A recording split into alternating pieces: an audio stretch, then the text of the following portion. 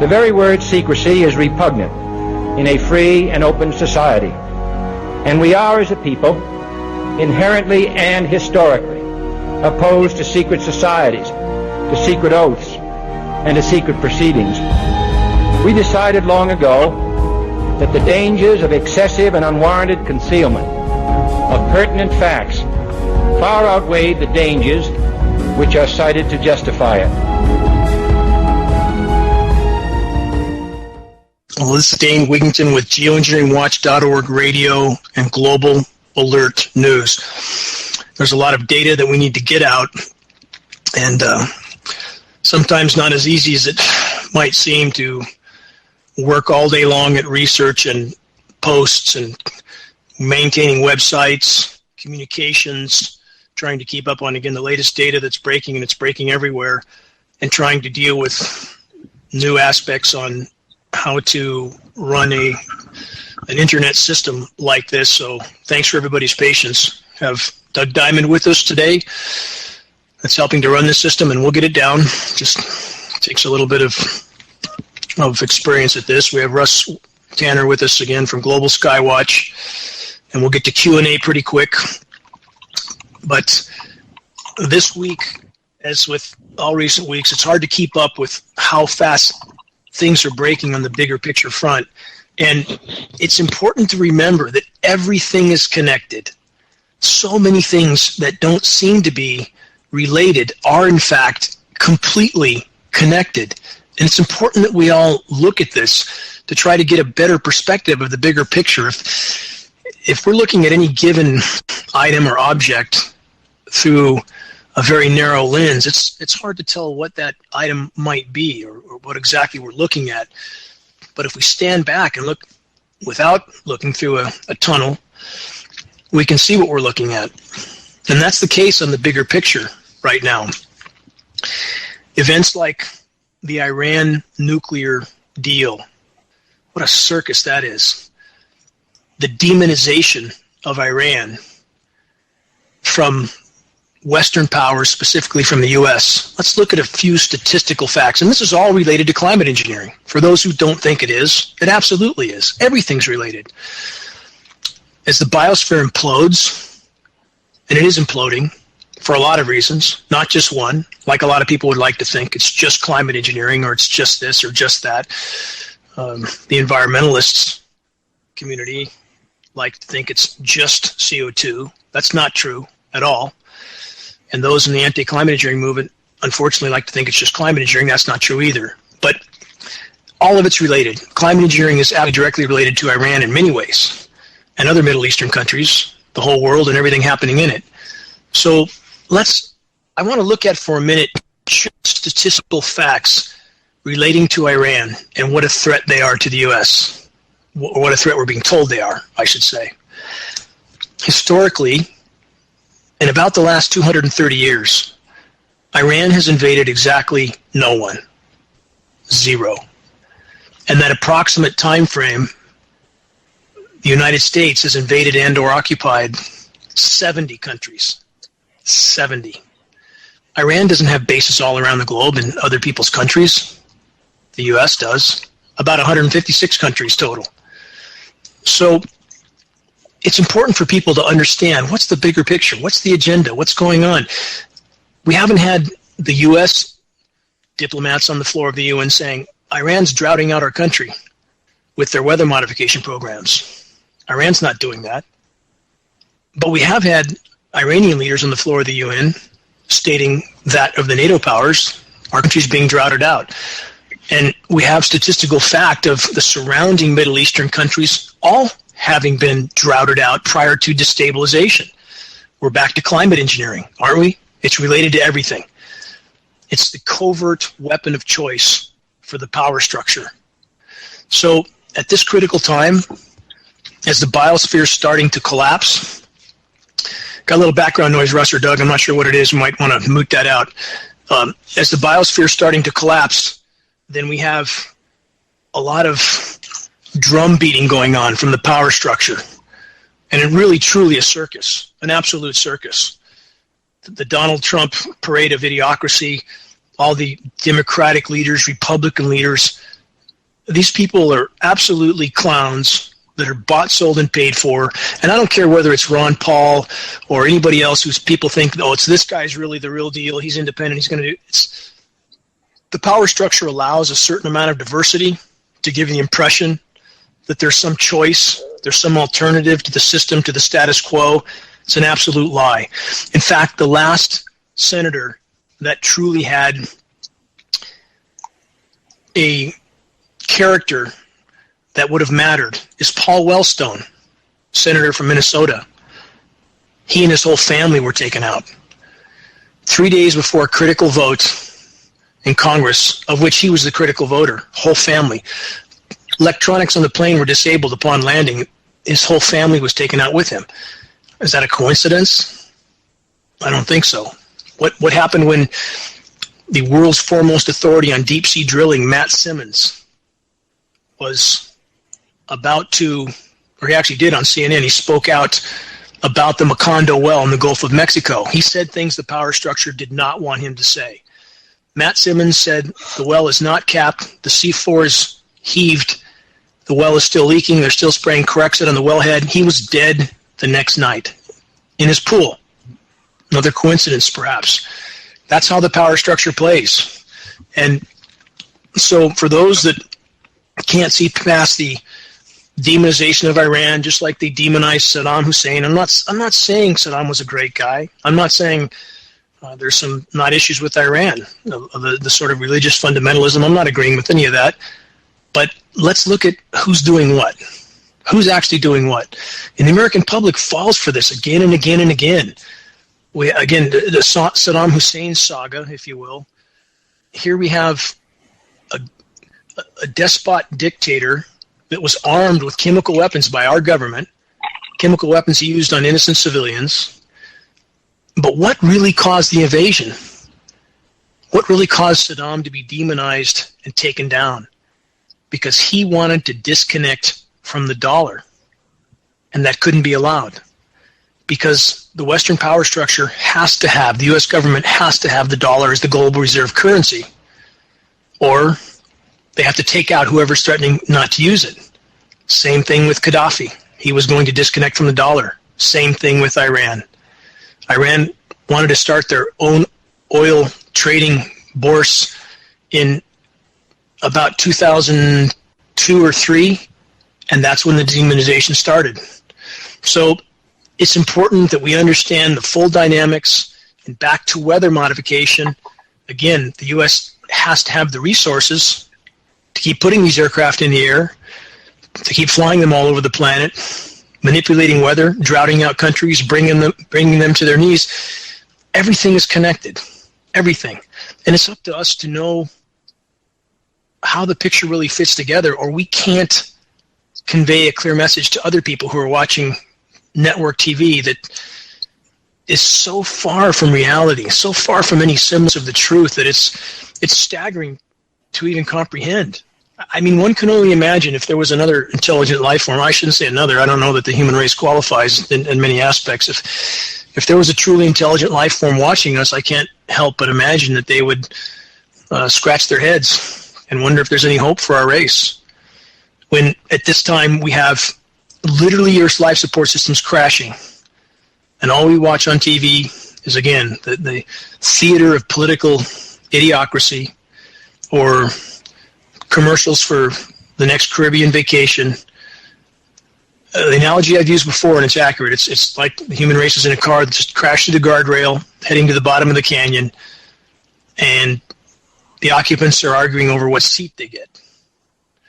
So this is the track we're on at the moment. This is the path that the human race, and especially the United States of America, is on. And in regard to truth and people who buy these headlines, and again, this is back to Iran, back to the lies we're fed about Iran and other countries and other leaders, and the U.S. practices situational morality. If people understand that term, the rules they follow are dictated by their interests at the time. There's no true moral basis to any of it. It simply revolves around what the empire needs. So when we go back to, again, the countries that are being taken out, the sort of maneuvering that's going on right now, which is going to accelerate, because as the collapse of the biosphere can't be hidden, the gravity of what the human race can no longer be hidden, climate engineering can no longer be hidden, and our paradigm overturns. And we are perilously close to that point. It's important for people to understand that. It's important to look at data from many sources. And I look at data, as I've stated before, I look at data from all the major networks, Chinese news, Russian news. I look at all of it because I want to see who's telling who what and how that fits in the bigger picture. So, again, back to the escalating political events, the threats, the saber rattling, the positioning, the posturing, the military exercises, all of the above. How does that connect to biosphere collapse? How does that connect to climate engineering? Right now, we have an Arctic ice pack that's very close to collapse. And whoever doesn't believe that, I challenge you to actually investigate. Don't look at some ship, some headline with a ship that has been rammed into a bunch of a log-jammed pack of ice with an ocean behind it that's completely ice-free, and think that you have a clear picture of the world or the ice pack. You don't. You don't. Don't look at a headline and think you know what you're talking about. Look at data from the ground. So we have an ice pack that is very close to potential collapse, which means an ice-free Arctic in the summer, which is a cataclysmic event, because then the ice that reflected 90% of the sun's incoming thermal energy is lost, and now the ocean will absorb 90%. Now the methane that's already spewing out of the Arctic will increase radically. And this is even more important. You can't hide that. You can't. When ice collapses 100 years ahead of modeling, you can't hide that headline. And all of a sudden, people realize the degree to which they've been lied to, as if they shouldn't realize already. How many events do we need? From the Kennedy assassination, the lies that started the Vietnam War, to the 9/11 events, Saddam Hussein. Where would we stop? I mean, our world is built on lies. But the escalating, to tie all this in together, the escalating geopolitical tensions, which are being pushed by the Western power structure, which is ever more desperate, the increase in climate engineering, which is directly related to the collapse of the Arctic ice, not because they're fueling it, but because they're trying to hide the situation and making it worse at the same time. Again, as we saw the same situation in the Gulf of Mexico when they used the chemical Corexit to try to hide the oil, even though they made the situation exponentially worse, 52 times worse, according to environmental impact reports. So all this is connected. And what I would like to talk about, I want to get, Doug, your perspective. And again, everybody be honest about their perspective, because if there's a different perspective, let's talk about that and see which dots connect. So I don't want anybody to pull any punches, so we can start taking calls in a couple minutes. But please consider what you think, your opinion of some of the issues I just mentioned, and your perspective on that based on the information you've seen, and let's see how that fits into the bigger picture of climate engineering. That all these events are connected, everything's coming to a head, we face converging catastrophes, power structures more desperate than ever, biosphere is imploding.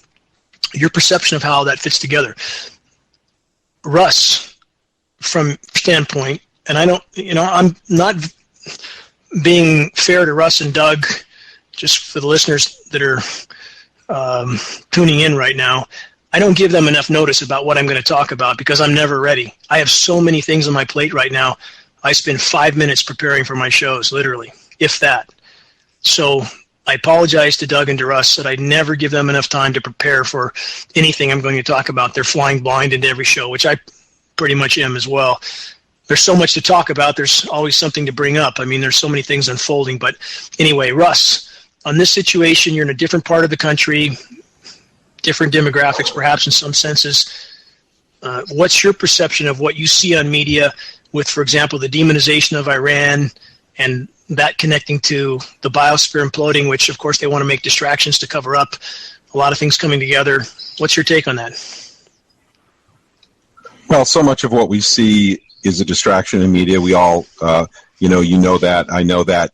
They're constantly distracting us from big issues. That's the pattern we see all the time. Distract us with these other issues, distract us with international issues that keep us away from, like you always say, the biosphere imploding. You know what scares me, Dane, is that this past week I've had people contact me who've been out in the sun. For hours, they've cut blisters, red rashes on their skin. That should be news. That should be frightening people. It should be frightening people. I agree.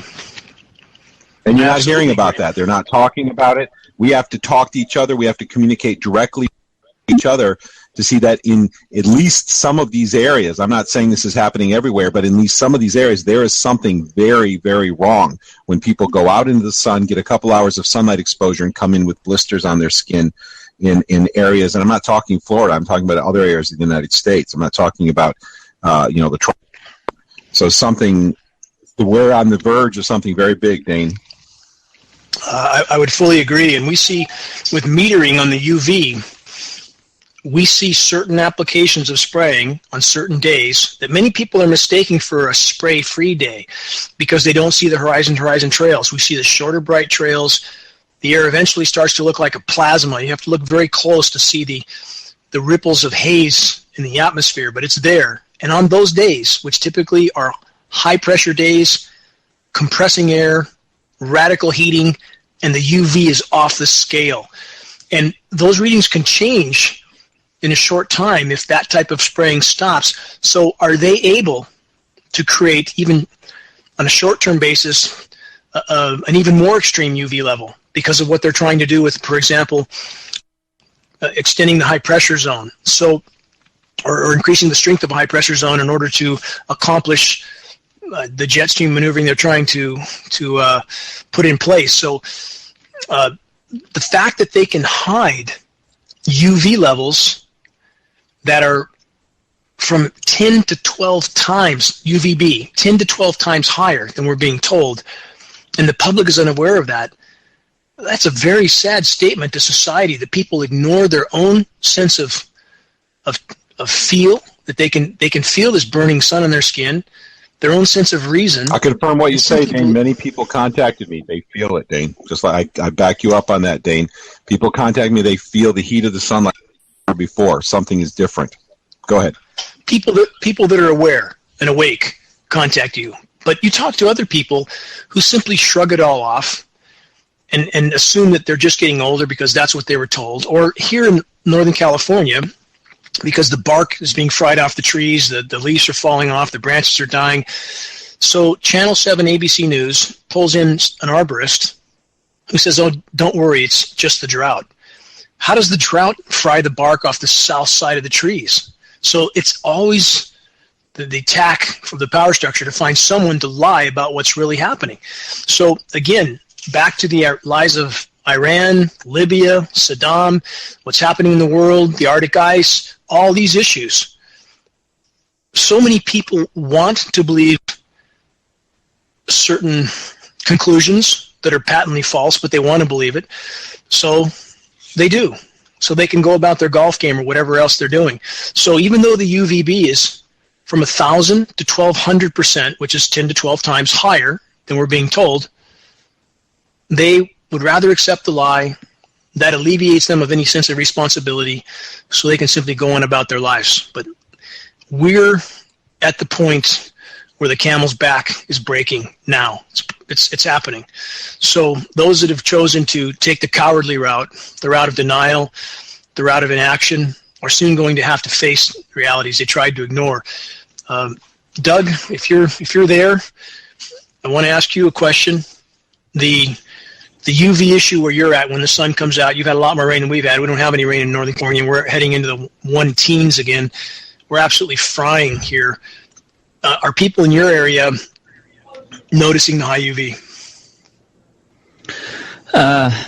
I'm in Nashville. I would say that overall, I am not noticing people that are noticing what you're talking about.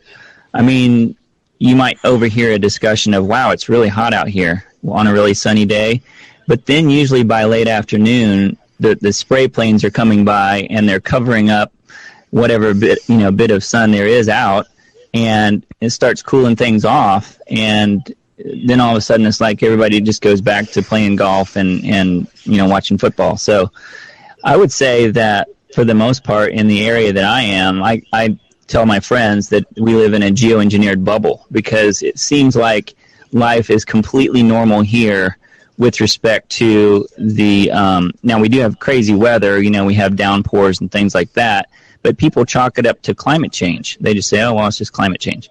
And it's just more insanity. They're not bothering to look up from their iPhones to see what the sky's really like. And I've got bumper stickers plastered all over my vehicle, and I like to go drive around just so people will stop behind me, and I see people taking their camera out and taking pictures so they can hopefully go back and follow up on that, because I think most people in this area at least do not know when they see lines in the sky that they're witnessing climate engineering, and they just think it's normal air traffic.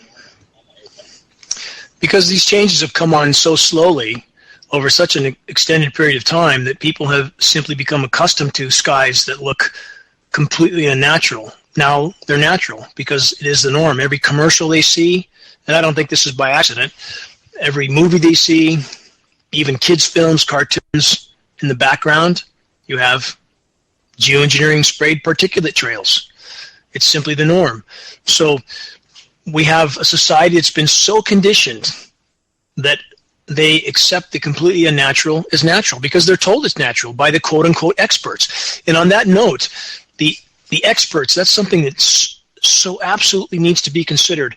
How many subjects could we name that the so-called experts that we're supposed to pay attention to and believe have led us down a path of, at this point on this trajectory, certain mathematical extinction, certain, if we stay on this path?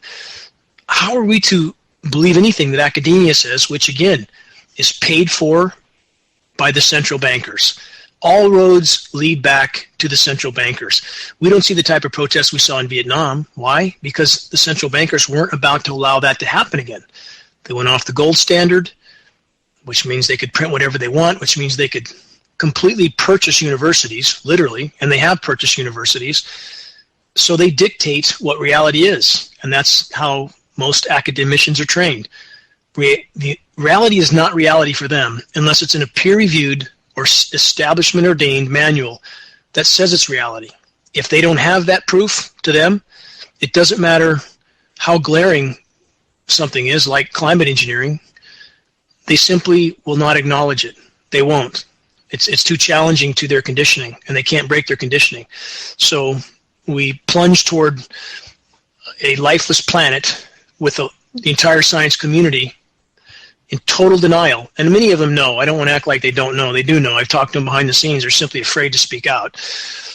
Others pretend not to know, or maybe their sense of fear is so great that it blocks it from their consciousness.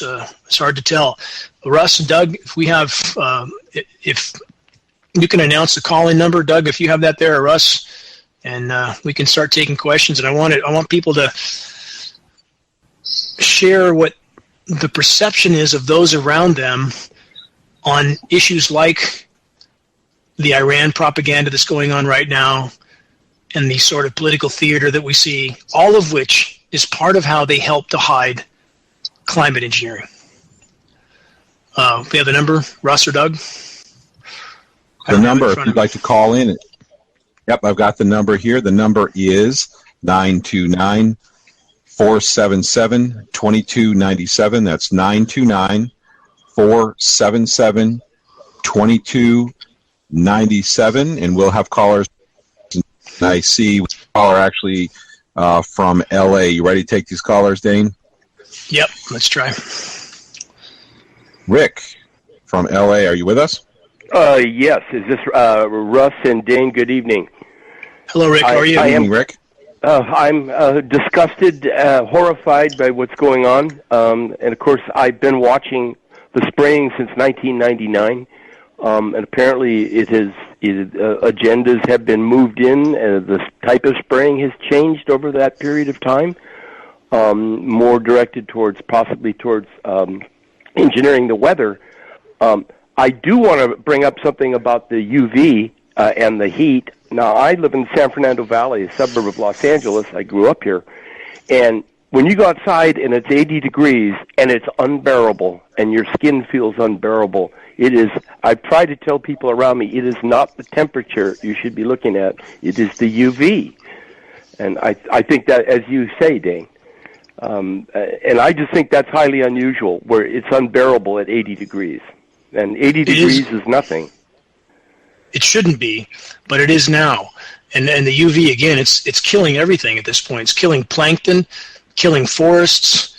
It's wreaking havoc on the globe right now. And how can you hide that from a population that has a sense of feel, as you've just described? And that's how conditioned people are. That's how tuned out they are. And on the weather mod with the climate engineering, we have studies even from Stanford that identified the Arctic haze in the 50s. Aluminum particulates in the atmosphere, and they could not figure out where these were coming from.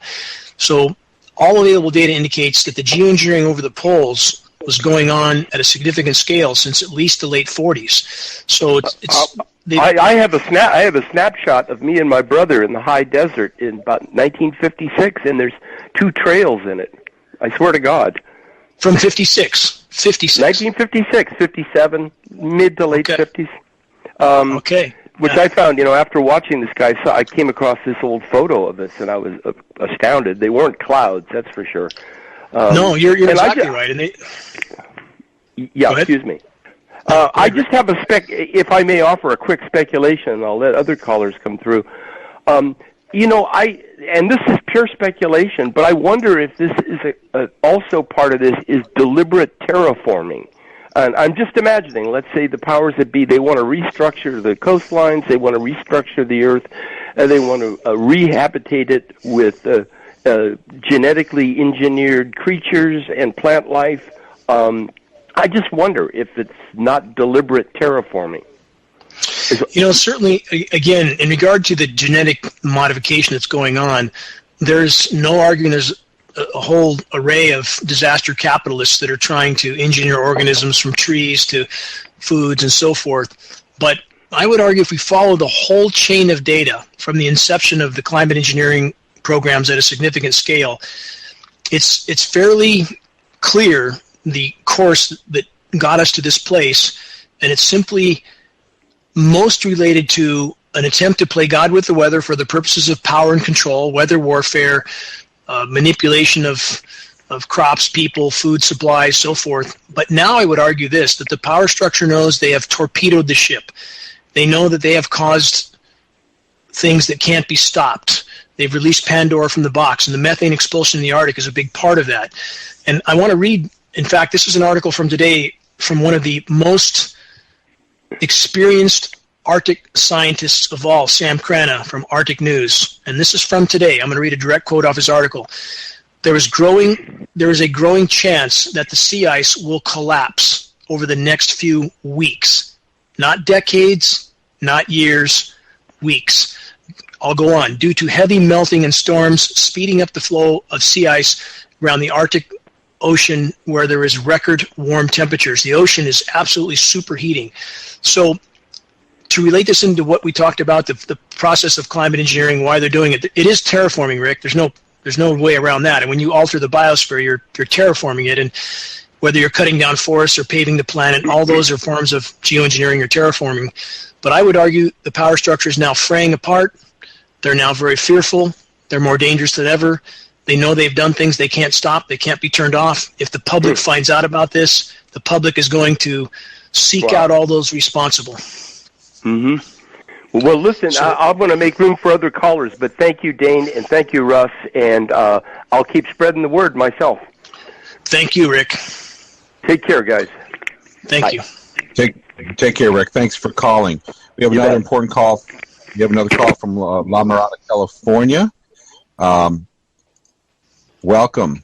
California, are you on with us? Hi, Dane. Hi, you guys. I just want to let you know I'm in agreement with all you that climate engineering is real and it's happening.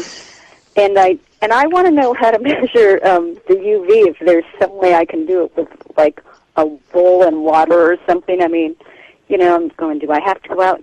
Because I can tell when I lift up the blinds. I mean, a room that I watch television in will go up 4 degrees if I lift up the blinds on the side window and stuff. And this is something that didn't used to happen. It's like they started hammering the city of La Mirada, which is, there's a Christian university here called Biola University. I'm going, they're hammering the Christians. They're probably spraying chemicals too. But this is no one is exempt. I mean, and I've been looking at a lot of stuff that's been going on. And I wanted to tell you, I don't know if Doug was able to tell you this, but there's a woman, she was on the 700 Club. Her name's Catherine Hayhoe, but it sounds like she works for NOAA, but she's also an associate professor for Texas Tech University, director of climate science. She was on the 700 Club July 16th, 2015, and she was talking about this event. And I'm going to read you a quote from the transcript. She said something like this: well, for the last 40 to 50 years or so, the sun's energy has been going down, solar dimming, while the Earth's temperature has been going up.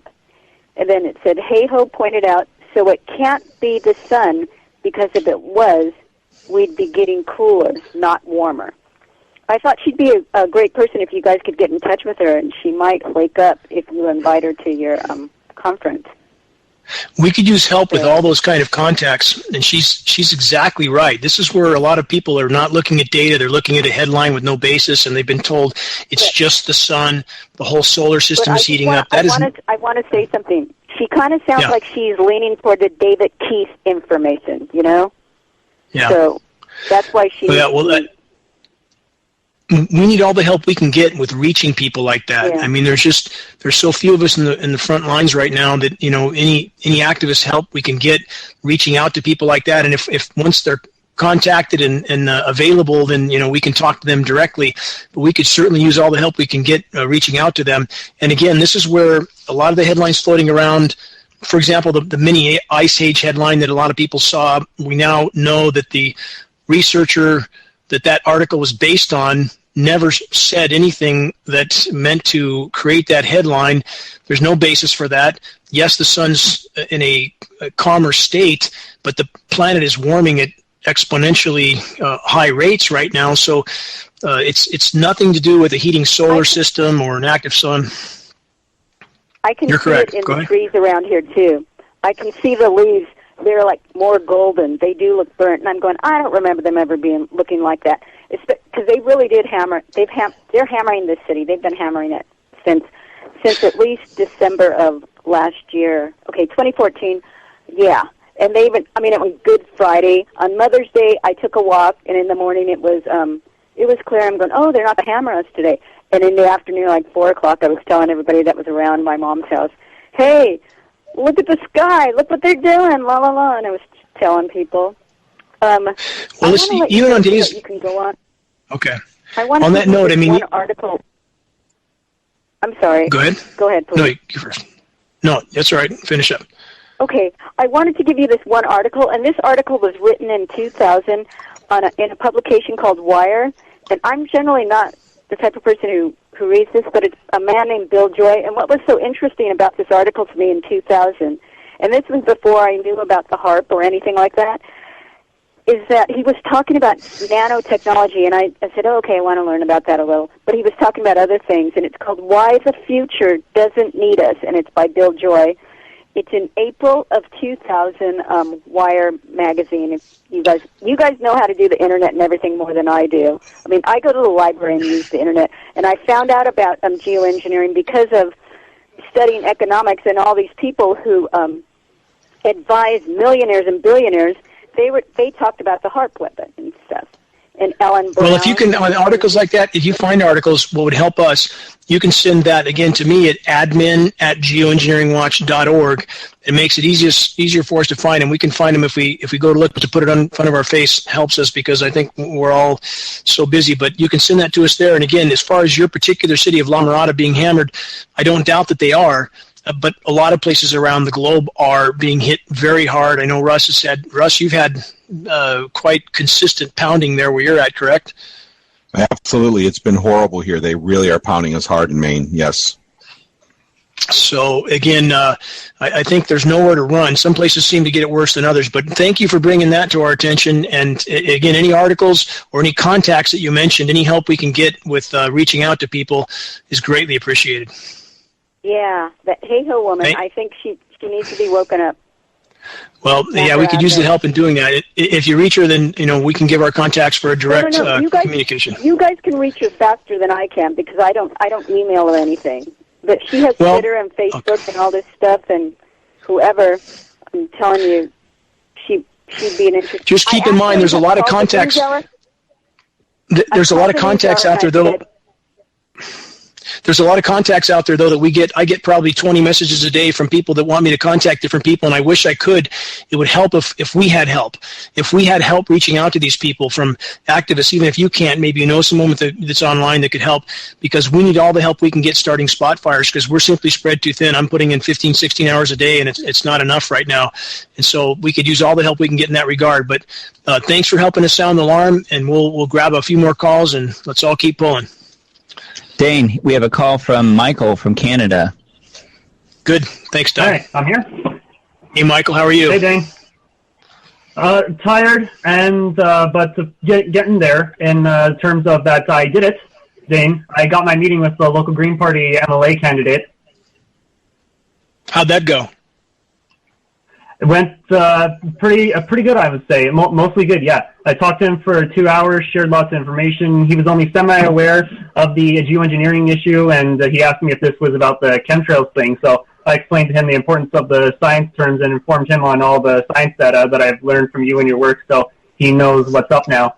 He's on our side and wants to help, but I didn't take into account that he's still just a candidate, and he doesn't hold any office yet, so he doesn't have any influence to help sound the alarm about this. He explained to me his views that if he started going on about this and other major issues, then the corporate media paints him as a loony, and then he's done without getting any good done. So right now he's trying to focus on getting elected because he tells me that he's not an activist like you or me, but he wants to be the guy that listens to the activists and gets stuff done about it. And he wants to get in contact with you and said to me in an email that he's for the need for unfettered scientific research and media coverage for not just this, but plenty of all the major issues going on. Michael, just your opinion of, and then I want Russ and Doug's opinion, but does it strike you as profound that someone representing the Green Party would really have no idea about the greatest environmental threat of all? Yeah, well, that's the thing about that is, well, there's a lot that can go into the background and information about this everything related to this. But this guy was, like I said, was never an activist and still isn't one, and he was just a fishery guy that wanted to get back to the community. And like a year ago, just read the Green Party platform and realized that that platform actually makes a lot of sense and could do some good for the country. So he decided he wanted to try and make a change by becoming a candidate for the MLA for the party. So he just, like I said, a year ago, he was coordinated. I'm not singling him out or picking on him. I don't mean to do that. The entire quote-unquote environmentalist community, as I've stated many times, are the most difficult to reach with this reality. Absolutely the most difficult. It's astounding. They simply don't want to face it. I mean, long-term environmentalists that adamantly deny this issue, and it's certainly perplexing, and it's very hypocritical that they take this position. It's astounding. But on the notion that and so many people have that position, they want to be quiet about it until they get elected. At the point in time they get elected, there's other pressures on them that keep them from speaking out. So we end up with everybody pretending the ship is not sinking while they're neck deep in water. And that's really the scenario that we have. And I think it's important you met with him, and it's important for us to follow through. I'm not trying to downplay that at all. It is important. But let's hope that other activists do what you're doing to reach out, spending the time to actually contact these people, because, again, just a few of us can't do it. We need people like you, Michael, doing what you're doing and helping us to make these contacts, because We need more people in the battle, quite simply. So I hope that you stay on him and keep rattling his cage and make him understand. And this is what most people don't understand. Even people in this fight don't understand. Our horizon is extremely immediate. Those people who are still thinking in terms of what they're going to do in 15 or 20 years when they get this issue fixed and what their retirement's going to be like and all this sort of stuff we're fed on the TV, all the commercials that talk about managing our interests or our retirement accounts, it's all smoke and mirrors. None of it matters. When the biosphere doesn't support life, none of that matters.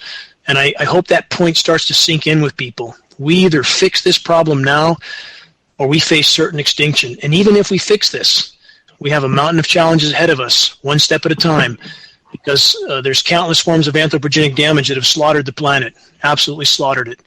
But this is the biggest hole in the boat of all. So anyway, thank you for what you're doing, Michael, and I hope others take note of that. And Russ and Doug, if you guys can both chime in real quick, does it not to pick on this Canadian Green Party candidate at all, but just in general, the environmentalist community, Russ and then Doug, does it strike you as extremely hypocritical that we have the anti-global warming community and the environmentalist community that are really completely sitting out this fight and denying it? Yeah, years ago, Dane, I would have considered it strange and hypocritical. But then I learned about what I want other people to understand, Americans and people in Europe who really understand how the governments work. Controlled opposition, controlled regulation, social counterbalances. What are these? These are organizations that you set up because when they're going to spray, when you're going to have a global operation this huge and you're going to have it in the wide open stretches of the sky, you're going to have information cover. You're going to have these environmental organizations completely controlled. If they're not controlled, they will speak out. If these were real people who really cared about the environment, they would be outraged about what's going on. But these are controlled people, controlled opposition. And that's what I believe we have going on here. The people who are committing this crime against humanity planned for it long in advance, knew that they had to have all their ducks in a row and had to have full control over all of their opposition. It's like Rockefeller once said, if you want to win a contest, you have to control both sides. Doug? That's exactly what's going on. Go ahead, Doug. Yeah, I fully agree. I mean, to me, you have the Green Party, you have Greenpeace, you have other green organizations, and when you think green, the normal person is going to think environmental and ecological, but actually they're political parties, and green actually means money, and that's what it comes down to. Green is money. And so I usually just kind of bring it back around to political parties. They're all about the money and the funds coming in and the donations primarily. And if you can find a politician that's actually that actually cares about this particular issue, if they're brave enough to talk about it, then the goal is to get them to understand it so that they will speak out about it, because they do have the power to bring large amounts of awareness to a big group of people. So that's the best thing to me about getting politicians involved. Well, those that aren't bought, sold, and paid for, but I've yet to find one that isn't. In regards to the controlled opposition, like Russ said, yeah, when we have McGibbon from 350.org, supposedly an environmentalist, who's getting money from the Rockefeller Foundation, exactly what Russ said, paid opposition.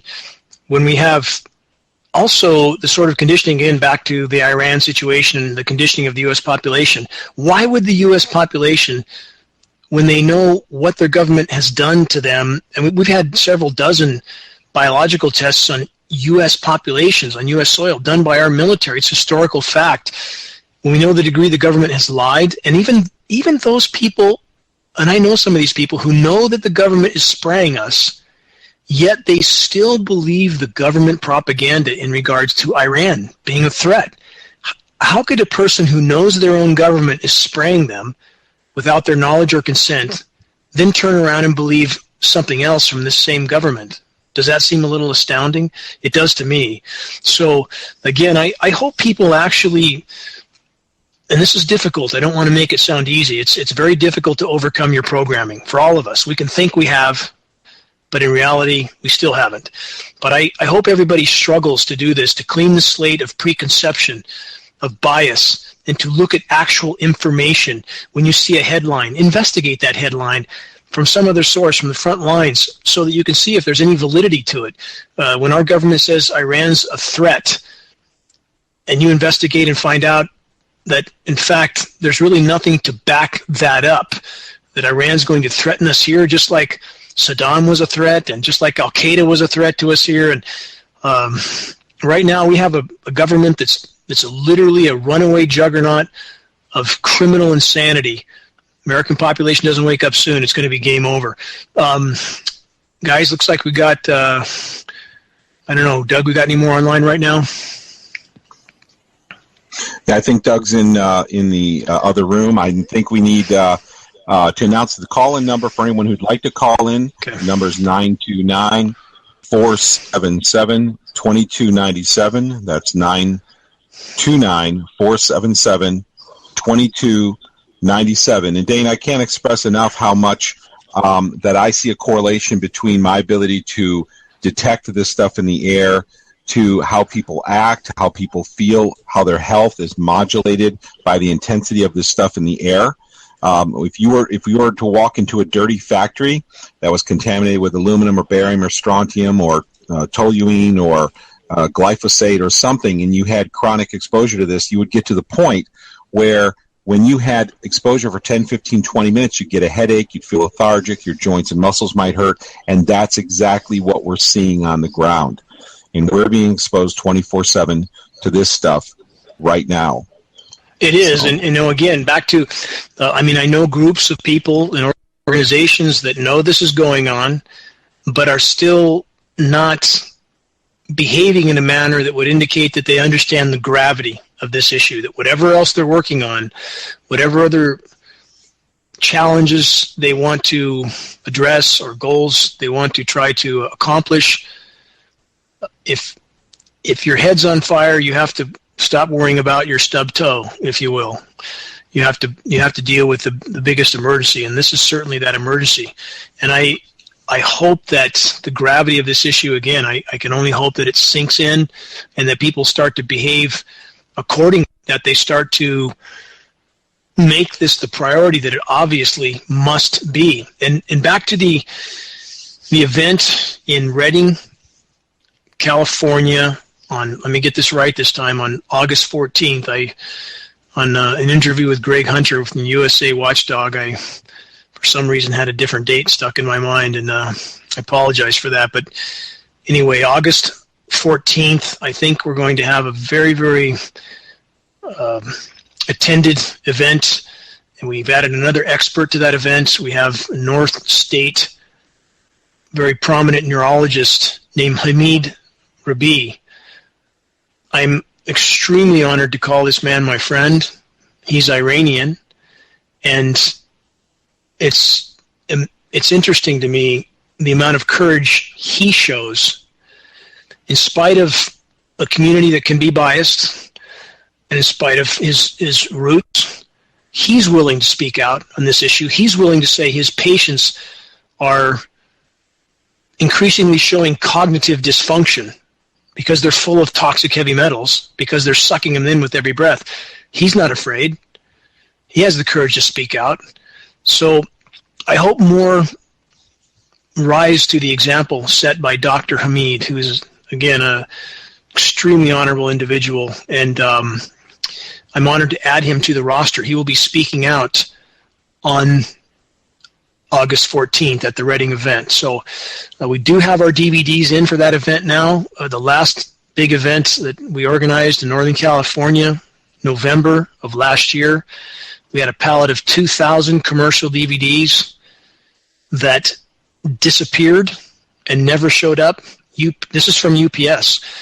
And those DVDs, this is a 5 foot by 5 foot by 5 foot pallet that weighs 500 pounds. Commercial DVDs in the full plastic case, shrink wrap. This is a huge shipment. UPS didn't even seem to want to find that. They simply said, file your claim. We'll pay the claim. How do you lose something that big? And the DVD company, who shipped millions of DVDs, said they've never had this happen, ever. So I ordered early this time to make sure I would have enough, and we've gotten our shipment in, so we're okay this time. But we never recovered the other 2,000. They just disappeared somewhere into the black hole. So anyway, we're preparing for this event. I hope anybody that's near enough to come does. It's imperative that people show up. It's imperative for people to get off the bench and not think someone else is moving the ball up the field. All of us have to. Correct, Russ?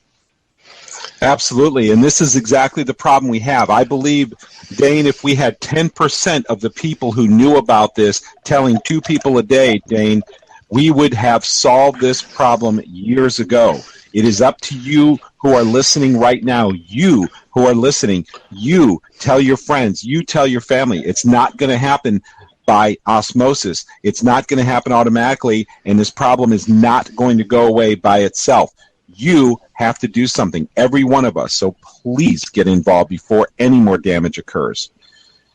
You have to. And this is where, again, I'm sure Russ receives these emails like I'm about to describe. I get emails from people who are sending me instructions of all the things that I need to do, and I can't do any more than I'm doing. I'm trying. I'm working 7 days a week, as many hours in the day as I can, and all of us need to help advance the ball again. And when you're communicating this issue to, for example, meteorologists or agency people or elected officials, it's important to try to do that in writing with an email so that you have a record of it. And it's important to point out to them in a non-threatening manner, but just a matter-of-fact manner, that the public is waking up to this issue. That once the public is fully awake in this issue, that they will be, no doubt, furious with all those who have helped to hide this issue. And I know this from our local elected congressman here in Northern California, Congressman Doug LaMalfa. His staff, at one point in time, actually would call me at home on the weekend complaining about the climate engineering issue. Then whatever happened, and I was told at several points in time that they were getting some calls or some pushback from Sacramento or from up the ladder somewhere. They went from calling me at home on the weekend to complain about this issue, this is Congressman Doug LaMalfa's staff, to actually showing up at the last event I had in Northern California. One of the staff, I don't know if she was on her own time or if she was on the congressman's time, but she showed up at an event on a Friday night, didn't say anything publicly, didn't challenge any of the facts publicly in an open forum where there was a question of an answer period where she could have done that, but she chose to stand at the door where people were leaving the event to tell them that Dane's lying. What kind of behavior is that for a congressional aide? This staff has refused any public addressing of this issue, that the offer of a public of debate of facts. Their office refused testing data supplied by the state certified lab. They denied the validity of that. They denied the validity of test data offered by California EPA. They simply hid at the door and in a cowardly fashion, tried to tell people that I was lying, that this wasn't true. Well, that's what we have for elected officials. That's what we have. And for those type of people, it's important, if you're communicating with them and trying to tell them, share this issue, that you do it in writing and make sure that they know, or that it's pointed out to them in writing, that the public will certainly hold them responsible, legally responsible, in what hopefully amounts to Nuremberg-type trials that deliver legal justice to all those that have participated in a crime of not just genocide or ecocide, but omnicide, the killing of all life. So, Dane, to back you up on that, are people interested in this? Is this an issue? Dane, tell them we have a Facebook group. 35,406 people in this Facebook group. There are 740 people waiting to get in. We cannot vet them quick enough to let them into our group. Other groups have 5, 10, 11, 12,000 people waiting in these groups dealing with this specific issue. So we do, and Wake Up is occurring rapidly. Sleeping giant. Yeah, this is It the is. sleeping giant issue. Yes. And this is, again, imperative people understand that on this particular issue, once we bring this to light, once we can break the dam of silence and secrecy on this elephant in the room that's so incredibly destructive and obvious, there will be a shockwave of unimaginable proportion around the globe against all governments that have participated in this without the knowledge and consent of their population. And though governments are doing this under the guise of national security, that there is a global climate emergency, which is true. There's no question about that. The climate is literally imploding. It's disintegrating. But climate engineering is helping to fuel that fire. It's not mitigating it. And these programs have been used for the purposes of power and control, period. They are crimes against all life on Earth, period. And everyone needs to treat this issue with that sort of urgency. All of us need to grab the tether and pull. And again, do it effectively. Learn to do it effectively. Use the science terms. And a lot of people who claim to be fighting this same battle are still insisting on using terms that just marginalize our cause. Terms that the congressional reps will take out a sheet of paper from the government, the boilerplate paper that says chemtrails are a hoax. End of story. Don't give them such an easy out. I realize chemtrails is a more descriptive term. I realize that. But it's not a term that's helping us. We're playing chess. If you're going to play chess and you're going to have any chance of prevailing, you need to understand how the game works. So let's play in a manner that allows us the chance to prevail, to not be marginalized, to beat them at their own game, if you will. And using the science terms is a leap in that direction. Russ, have you ever seen the NASA sheet, 4 pages long, boilerplate? It's the standard handout for any congressional office that says chemtrails is a hoax. End of story. Yeah, that sheet? And yeah. Isn't it just makes your blood boil? They're lying about this. Absolutely lying. Everybody's lying. We have a system that's absolutely full of cowards. And I'm sorry, there's no other term for it. And people who claim that, well, my job depends on it, my security. What good is your security going to do when the planet doesn't support life? What good is that piece of paper that says you just earned X amount of money this week? What good will that do you? Can you eat that piece of paper? You can't. And those that think they're going to guard against what's coming by buying heavy metals or so forth, it's not going to matter if you don't have food to eat. So the bottom line is, our priority should be to save the planet's ability to support life on Earth. We don't do that, nothing else matters. Doug, any final comments before we're off the air?